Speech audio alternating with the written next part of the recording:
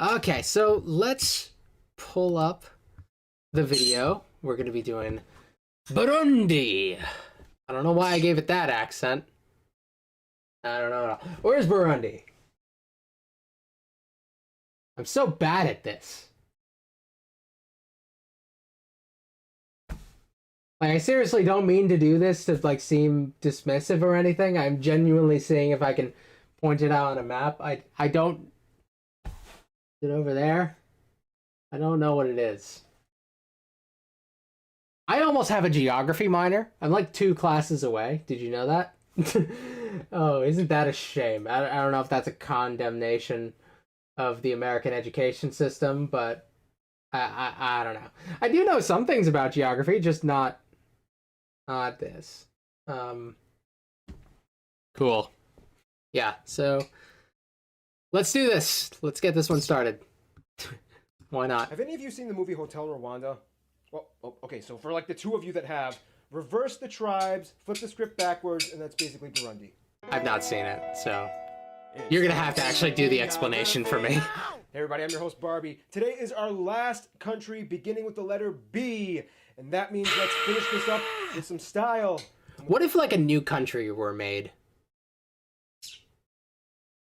I don't know. I just like, what if like a new country happened while he was doing this? Would he like go back? Like if a B country, would that be the next country he does now?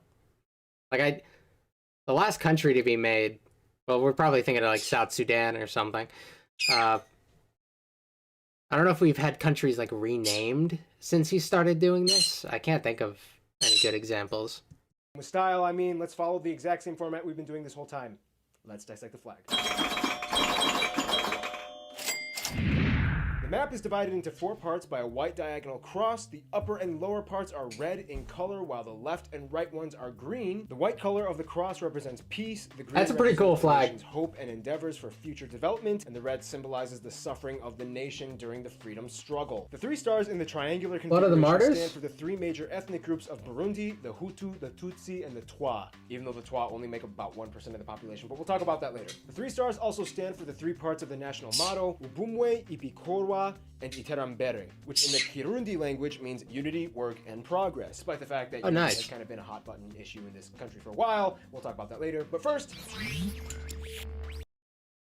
a new B country was made. Bougainville will become independent from Papua New Guinea in 2027, I think. Okay, so he'll have to get around to that. If it's a new country, there might not be... He might need some time.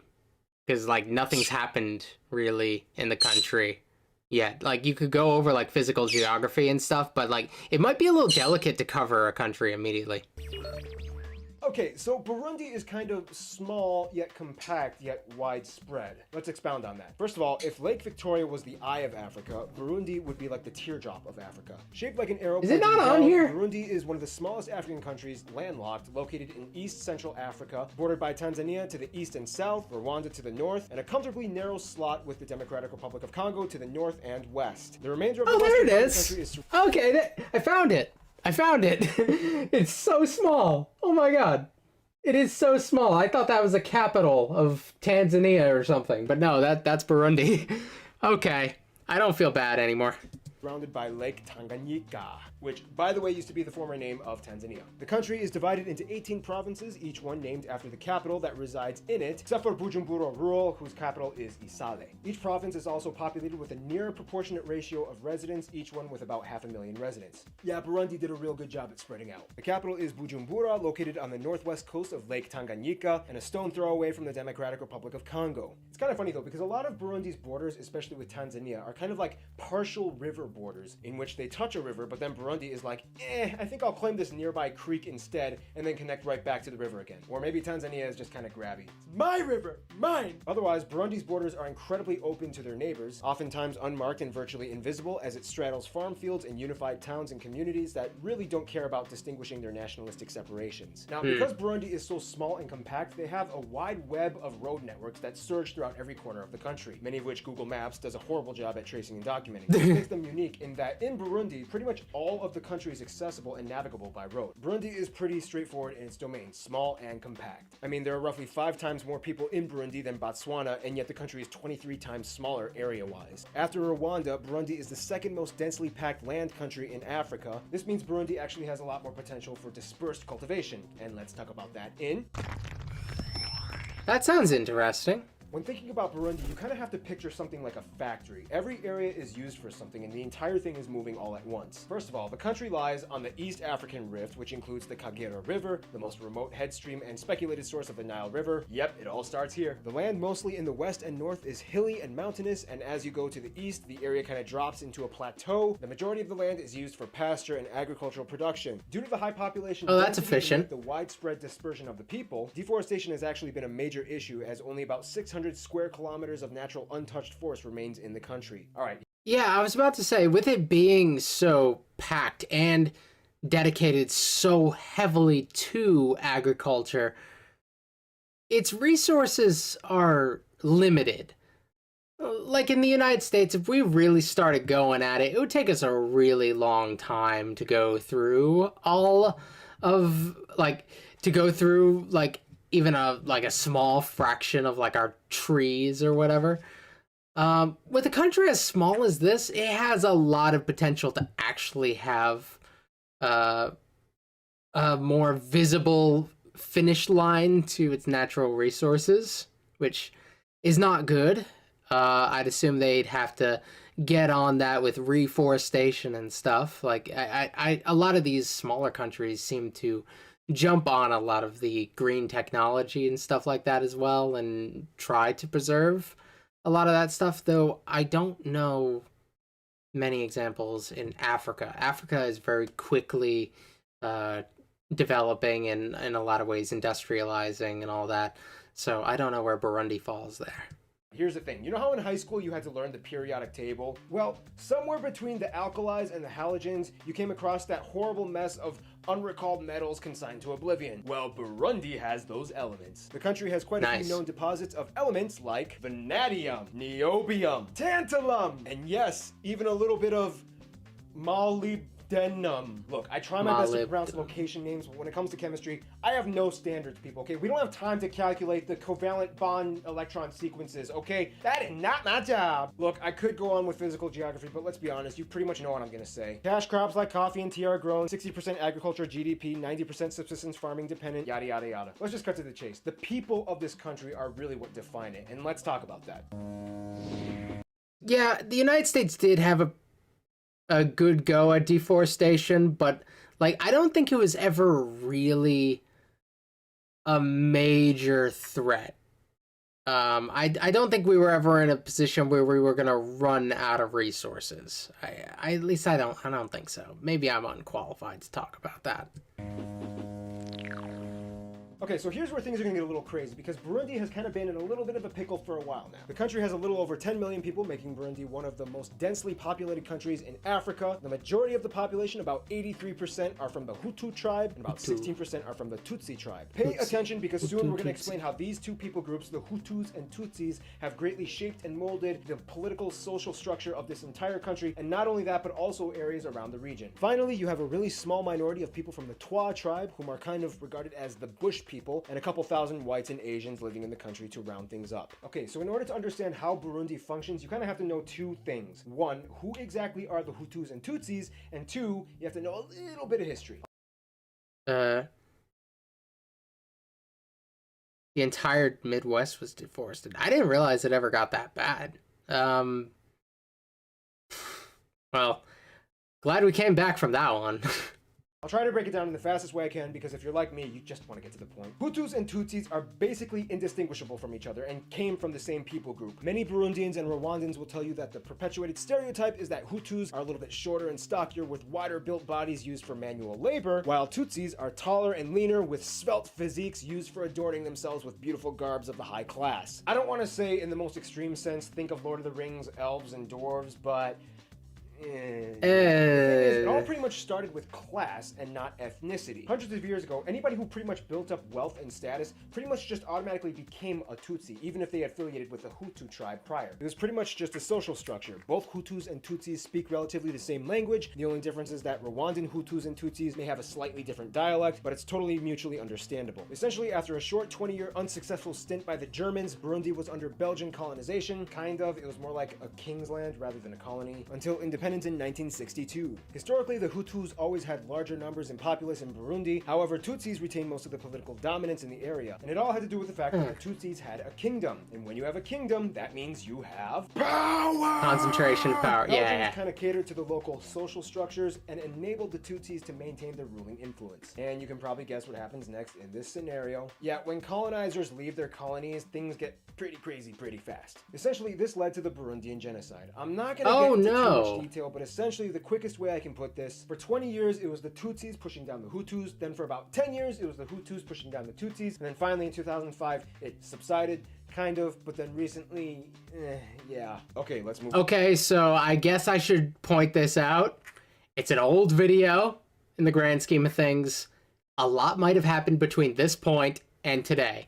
If it has aged poorly, of course, let me know or whatever, but I don't know. This is a first for me. I wasn't able to point it out on a map. So, like, with a situation as hostile as that and him being as unsure as he is during this time, anything could have happened. Move on. French and Kirundi are the official languages. However, English and Swahili are widely taught. Most citizens are polyglots with trilingual or quadrilingual capabilities, learning all 4 languages in elementary and middle schools. Yeah, in Africa, you gotta get them while they're young. Here's the thing. For the longest time, Burundi used to have a monarchy, and today still kind of does, even though most of the royal house is in exile. I mean, Princess Esther Kamatari ran for president in 2005, but it didn't quite fall through. And then you have the Hutu president, Pierre Nkurunziza. Okay, so look guys, you're gonna kind of start seeing a pattern going on in Africa, and it kind of goes like this. Term 1, having fun. Term 2, watching you. Term 3, felony. Term 4, oh, you gonna get assassinated. Essentially, Nkurunziza just broke the constitution and went for a 3rd term, causing an uproar for both Hutus and Tutsis. This resulted in the exodus of... I was confused as to what he was saying. He's saying, like, it's like a norm to, like, only run, like, a certain amount of... Can he run through those again? Term 1, having fun. Term 2, watching you. Term 3, felony. Term 4, oh, you gonna get assassinated. So 1 and 2, like, okay. It's like the United States. We have 2 terms, and that was our norm for the longest time.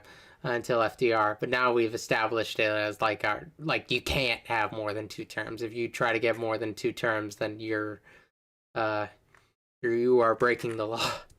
Essentially, Nkurunziza just broke the constitution and went for a 3rd term, causing an uproar for both Hutus and Tutsis. This resulted in the exodus of over 100,000 Burundians, one of which helped me with this video. Thanks, Renavat! Speaking of helping people. Nice. I know a lot of his current videos are like all collaborations, so I'm curious to how long it's going to take for us to get to that point where he's like always having guests in this. This is the first time he's mentioned, I think, working with somebody else on it. Have you ever had a friend who was so dramatic about their ex that they just broke up with that they kept using you as a crutch for consolation, and for a while you tried to console them for as much as you could, but then you kind of got a little tired of all their calls at 2:45 a.m. and then you put an embargo on them? Yeah, that's kind of like Burundi. Burundi put an embargo. Dramatic. Since independence from Belgium, the country has pretty much either been in a constant state of internal conflict or straight up civil war. Although some years were a little bit more calm and peaceful in comparison to others, overall there's this perpetual looming ambiance of tension that covers the entire area to this day. This is partially the reason why Burundi doesn't really have a wide tourism sector. It's kind of like being invited to dinner at your Italian cousin Vito's house on poker night. You know somebody's leaving in a body bag. And hey, I can say that because I'm part Italian, okay? And I'm pretty sure somewhere I have a cousin Vito. Burundi used to have pretty good relations with all of their neighbors, but after the whole civil war thing, hundreds of thousands of Burundians have fled the country all over the world, but most heavily in their it's like a refugee crisis. And the most, over 300,000 in Tanzania. Now, if you don't know anything about Tanzania, Tanzania is kind of like the big, just looking at my map, happy-go-lucky uncle of Africa. They have over 120 tribes that they have more or less kind of successfully coalesced into a unified nation. That's kind of impressive. So when Burundians came over, Tanzania initially was like, yeah, no worries, we'll help. But then things got really messy. Burundian rebels used Tanzania and other states as bases for insurgent activities. Accusations were made. That's and finally, bad. Tanzania, along with other countries, were like, look, Burundi, you gotta get some stuff sorted out. Until then, we're putting an embargo on you. Burundi was like, okay, fine, I will.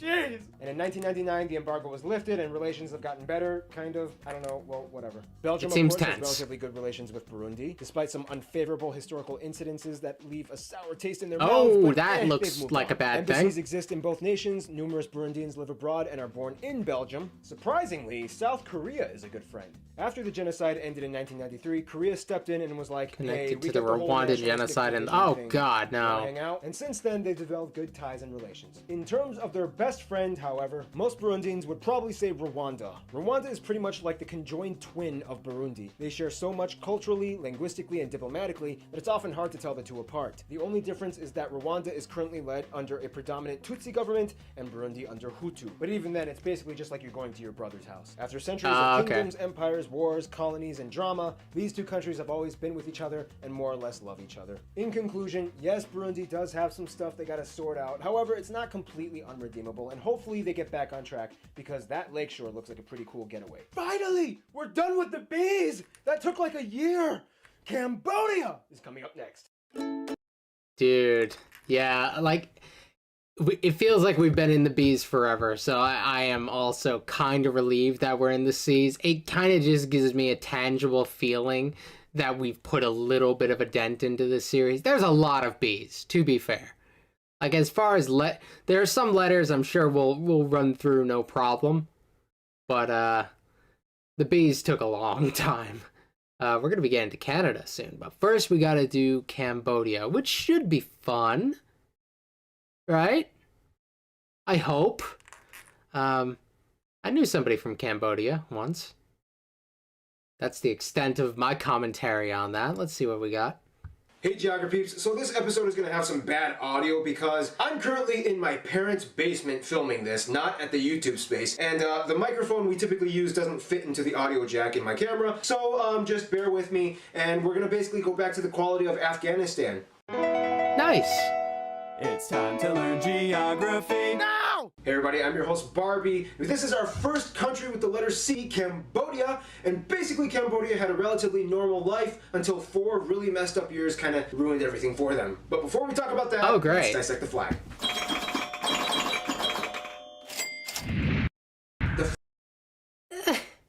It's okay.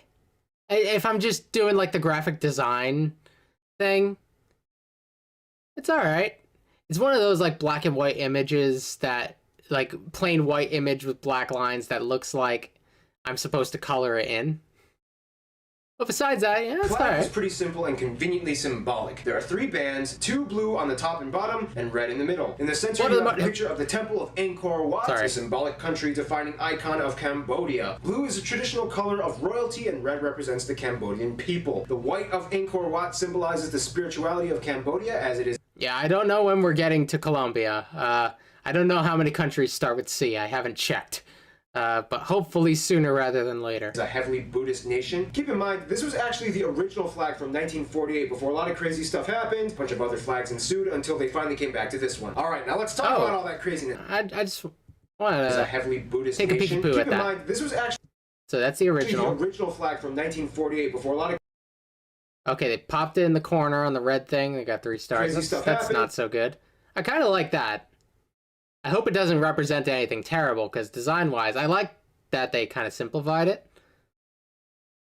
Gives me do the Soviets have something to do with this, or China, communist China possibly? I don't know. a bunch of other flags Yeah, still giving me the same So vibes. until- And then they colored it they yellow, finally came back to this and then some thing with a map on it. one. Alright, now let's Okay. talk about all that craziness, shall we?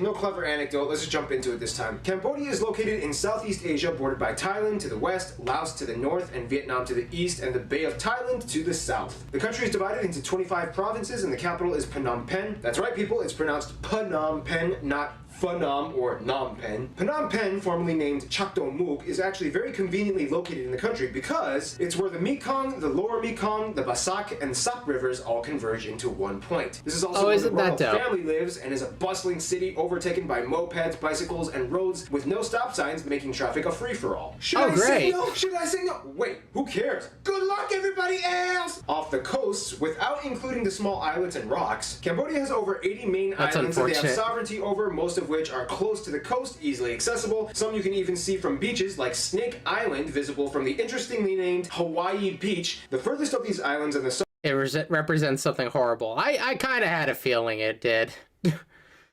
southernmost point of Cambodia is the Kopo Luai Islands, which were originally just used for military bases, but are now open to the public for tourists. Now, for the longest time, Cambodia was actually split kind of east and west by the Mekong River. It's just the thing, like, all these, like, evil things. I don't need to know too much about that right now. Or maybe they'll let me know in this video. Like, I don't need to go into the nitty-gritty of it. But, like, all these, like, terrible things are really good at making flags. I'm just saying, like, a lot of really good symbolism has been ruined by some really bad execution. And the only way to get across was either by ferry or to fly. In 2001, they opened their first bridge across the Mekong River, the Kizuna Bridge, funded by the Japanese government, and finally it joined the two parts of Cambodia by road for the first time. Since then, 3 more have been built, and more are projected to come in the future. Now, of course, when going to Cambodia, the landmark that pops up into everybody's mind immediately is Angkor Wat, the ancient ruins of the Khmer Empire. The town nearby, Siem Reap, actually has an international airport, so you can just fly over there rather than go to Phnom Penh and then take a bus, which, by the way, is not really advised because things get a little shady in the rural areas. We'll explain more about that in the demographics. Just keep walking, bub. You didn't see nothing here. Now, if you look at Angkor Wat, you'll not only notice the stunningly enticing view of botanically dominated temples and pagodas that have trees growing out of them, but you'll also notice that it has these perfectly straight geometric moats and reservoirs adjacent to the ruins. These were cleverly constructed by the empire to aid irrigation and in return feed an entire city that is speculated to have the largest pre-industrial metropolis in Asia during that time. Otherwise, most areas in Cambodia have villages that function in a subtropical developing way heavily based on the environment. Now let's discuss that environment. Now this is where things get really colorful because Cambodia is kind of like a landscape marvel. The country is generally characterized as having a low-lying central plain with hilly and light mountainous regions in the southwest and especially in the border by Vietnam. In this country, rivers are everywhere, and in the top middle corner you can find Tonle Sap, which is the largest freshwater lake in all of Southeast Asia. Tonle Sap expands dramatically in the wet season and is home to an enormous cluster of biodiversity including over 200 species of freshwater fish, like the giant barb fish, the national fish of Cambodia, that can reach lengths up to 3 meters long. In your face, Japan, with your yellowfish tuna? This is how we roll in Cambodia. Now, of course, one of the best things about Cambodia would have to be the food. The World Rice Conference actually voted Cambodia as having the best rice in the world 3 years in a row. And here's possibly one of the reasons why. Like many other third world countries, the good thing is that the food is mostly fresh and organic, partially because most people can't afford pesticides. Therefore, almost every time you get a wholesome, pure batch of produce. Now, although fish is the main source of protein that's consumed, the majority of Cambodians are entomophagus, or people who consume insects in their diet. Insects are actually... That's cool. I've wanted to actually give insects a shot. It's something we've kind of rejected in the United States, but I think kind of hipster tendencies has given us more willingness to give it a shot. Like, insects are a great source of protein.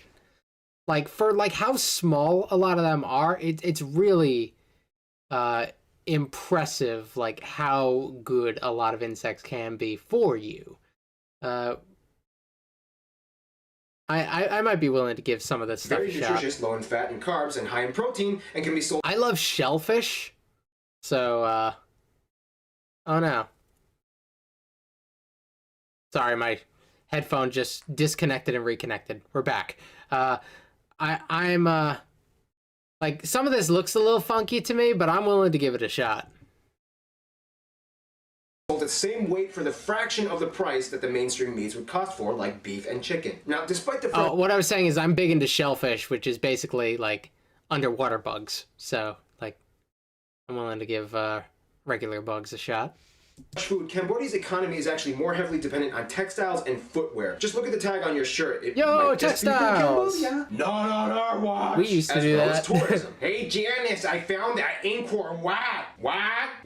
What? Cambodia still maintains and facilitates elephant sanctuaries for the majestic Asian elephant. Almost revered in some parts, as keepers take great care of them as a source of their livelihood, especially when tourists come and kind of want to ride them. Hey Janice, I'm riding an elephant. What? Now, here's the sad thing. Because of its brutal past Okay, that I'm we'll okay discuss with in the this next section, UNESCO has actually listed Cambodia as the third most landmine country in the world, with about 4 million landmines that still need to be cleared out. Yeah, I had no idea what the World Rice Conference was. That sounded silly to me, but like I get it. Rice is important.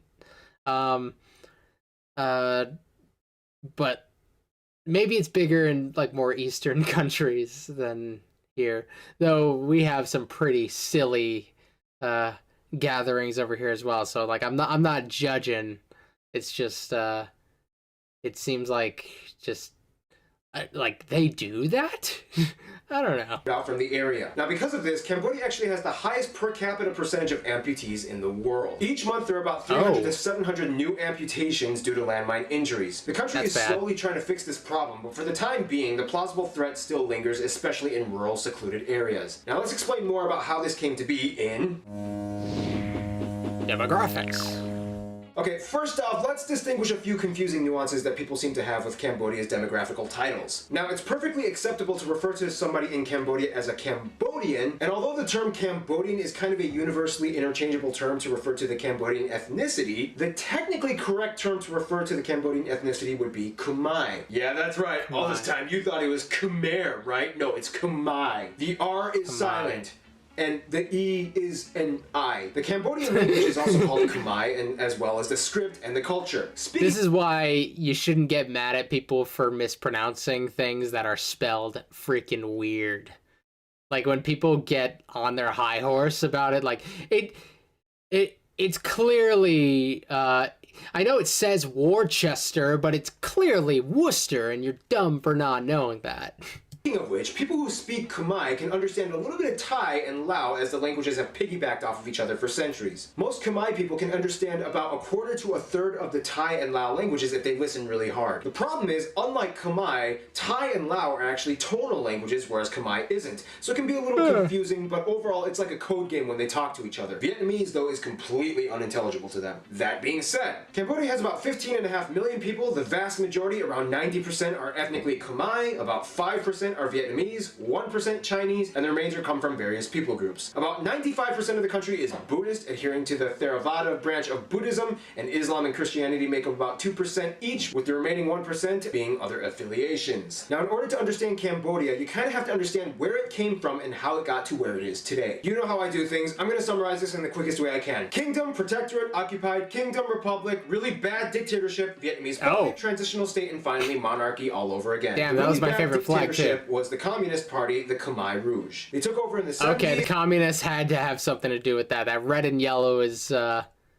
pretty obvious. And killed around 1/5 of Cambodia's population, approximately 1.5 to 3 million people. The victims were mostly educated people that were deemed a threat to the regime, as well as priests and monks, as the Marxist-influenced ideologies of Pol Pot instituted and forced a secular state that opposed and outlawed all types of religion. Books were burned, temples and churches were ransacked. So essentially, that explains why today, about half of the population is about 15 and under. The genocide of the 70s effectively cut off an entire generation, and those left would eventually have an explosion of children outnumbering themselves within a few decades. Speaking of which, Cambodia is the only country in Asia that has a king of part French descent, and he's also the only monarch in Asia that speaks Czech fluently. Culture-wise, Cambodia really sticks out. A lot of the customs are heavily influenced by Theravada Buddhism and traditional Khmer rituals. As a classified third world country, Cambodians live off of an average salary of $2.60 a day. One thing you have to understand is that, like many other countries in Southeast Asia, Cambodians are masters of vocational improvisation. Since the economy is highly highly unregulated, working in Cambodia is kind of like a free-for-all. When it comes to money, you can pretty much be and do anything you want. This can be a good and a bad thing because it allows Cambodians to innovate on all sorts of hustling. For example, you can start your own street corner gas station. All you need is a steel drum and an air compressor. Heck, you can even sell gas in used pop bottles. And for the record, geographies, yes, I grew up in the Midwest. I call it pop. I refuse to call it soda.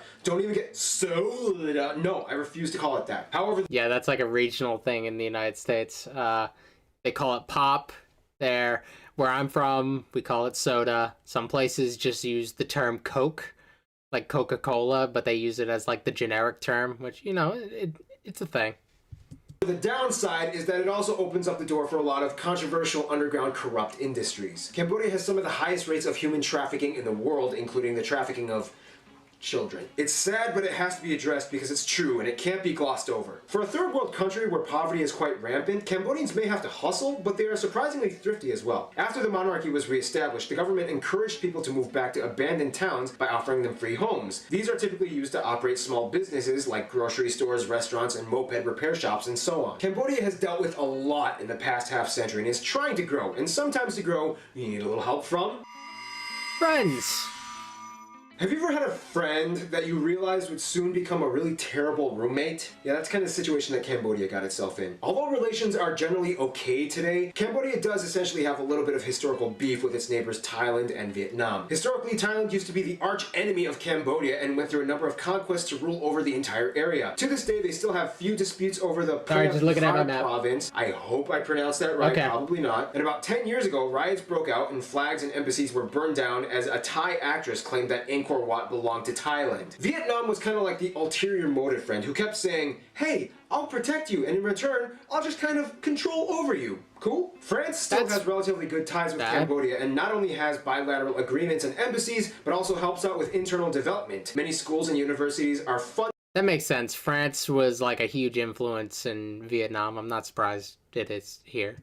By the French and are instructed in French as well. However, due to the tourism sector, Cambodians are favoring English more as a second language rather than French, but they still teach it there. In terms of their best friends, however, Cambodia would actually probably say China, Japan, and South Korea. All three of these countries invest the heaviest in the country's infrastructure, and they have helped build roads, buildings, malls, and business centers all over. Large flocks of Koreans and Japanese regularly visit Cambodia for vacation and are welcomed with open arms. In conclusion, Cambodia is a very vibrant, colorful nation that had a really bad punch to the gut in the 70s, but they didn't throw in the towel just yet, and they're just starting to get their breath back, stand up, and get ready for another round.